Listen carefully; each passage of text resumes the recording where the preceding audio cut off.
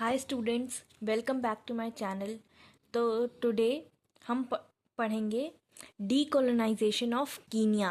Kenya आपको पता है कि अफ्रीका में है। तो इसका सबसे पहले बैकग्राउंड डिस्कस करते हैं कि डीकोलोनाइज कैसे हुआ एंड इंडिपेंडेंस की कॉन्फ्लिक्ट किस तरह से हुई यहाँ कीनिया में। So let's discuss that. तो यहाँ पर क्या हुआ था कि जो यहाँ ब्रिटिश कॉलोनी थी कीनिया में, एंड जो ब्रिटिशर्स थे वो यहाँ सेटल हो गए थे। And the reason was Kenya की फर्टाइल लैंड। अब कीनिया जो कि एक ट्राइबल काफ़ी ट्राइब्स से भरी हुई कंट्री थी, वहाँ बहुत सारी ट्राइब्स हैं, बहुत काफ़ी ट्राइब्स की काफ़ी ज़्यादा पॉपुलेशन है वहाँ पर। अब आपको पता है कि ट्राइब्स का तो काम ही लैंड से होता है। सो उनकी लैंड जो ले ली गई थी, ब्रिटिशर्स ने उस पर कब्ज़ा कर लिया था। सो इससे ट्राइब्स को प्रॉब्लम होने लगी। And after the second world war decolonisation movement start हो गया अफ्रीका में। नेशनलिज्म काफ़ी ज़्यादा फैला 1945 के बाद, काफ़ी ज़्यादा फैला। और इसका रीज़न क्या था कि जब वर्ल्ड वॉर टू हुआ तब कई सारे एशियंस और अफ्रीकन्स ने वर्ल्ड वॉर टू में एलाइड आर्मी की तरफ से पार्ट लिया। They were the soldiers of allied army. And वहाँ पर उन्होंने नोटिस किया कि अफ्रीका की कंडीशन क्या है। उन्होंने जैसे वो अपनी होमलैंड से अफ्रीका से आए थे, तो उन्होंने नोटिस किया कि जो ब्रिटेन की कंडीशन है, वहाँ की कंडीशन अफ्रीका की कंडीशन से कितनी ज़्यादा डिफरेंट है। और यहाँ इन्हें काफ़ी ज़्यादा डिस्क्रिमिनेशन फेस करना पड़ा, पार्शियलिटी फेस करनी पड़ी, जिसकी वजह से उनके अंदर ये नेशनलिज्म की फीलिंग काफ़ी बढ़ गई। अपने देश की तरफ थोड़ा फीलिंग आने लगी उन्हें कि यहाँ पर रेशियल डिस्क्रिमिनेशन, आपको पता है कि रेशियल डिस्क्रिमिनेशन अफ्रीका में बहुत ज़्यादा होता था। तो ये बात उन्हें वर्ल्ड वॉर टू के टाइम पे रियलाइज़ हुई। अब यहाँ पर ब्रिटेन में भी अफ्रीकन्स के साथ डिस्क्रिमिनेशन होता था, उन्हें एक्सप्लॉइट किया जाता था, ह्यूमिलिएट किया जाता था। तो इसके बाद इन्होंने प्रोटेस्ट करना स्टार्ट किया। तो ज़रा इसकी टाइमलाइन से समझते हैं। तो इसके जो लीडर थे, कीनिया के मूवमेंट के लीडर जो थे, वो थे Jomo केनियाटा।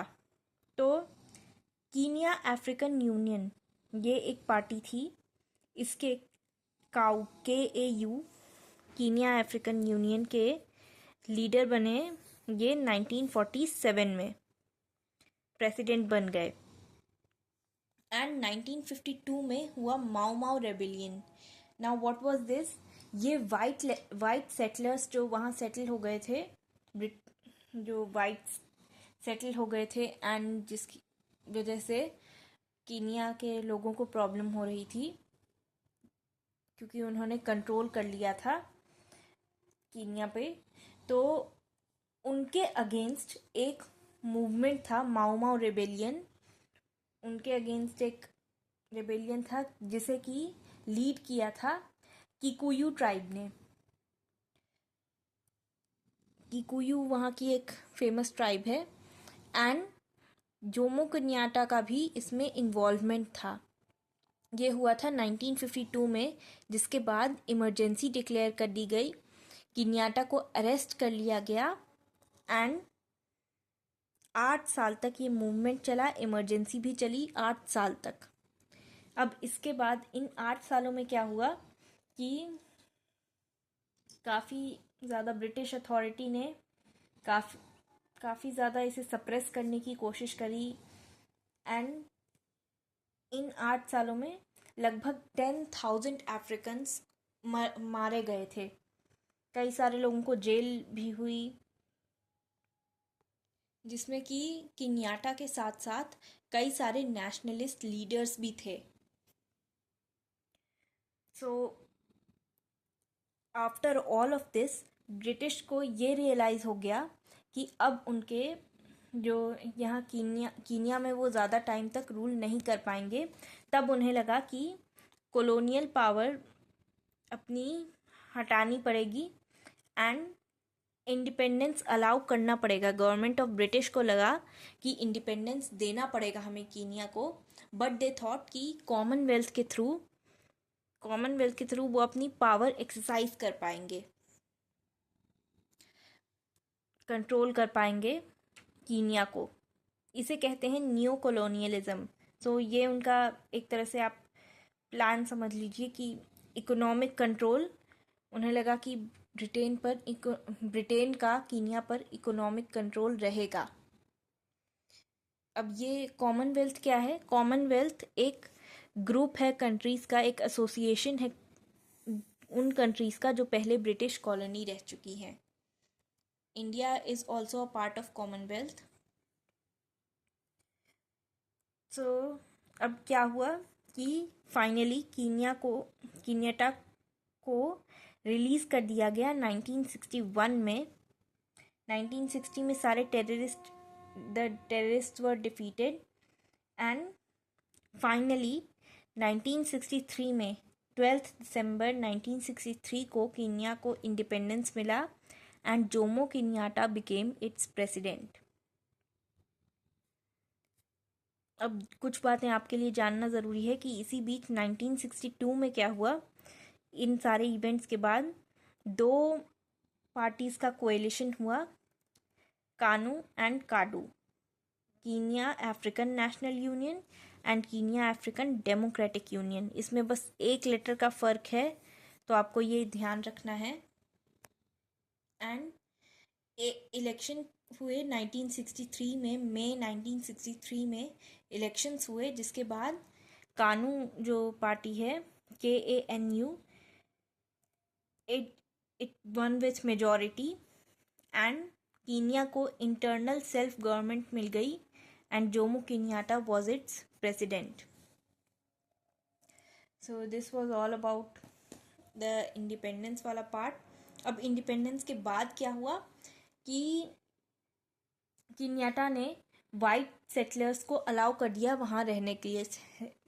They were allowed to stay in Kenyatta, but एक कंडीशन थी कि उन्हें कीनिया की सिटीजनशिप लेनी पड़ेगी। बट इसके बाद भी कई सारे वाइट सेटलर्स वहाँ से चले गए।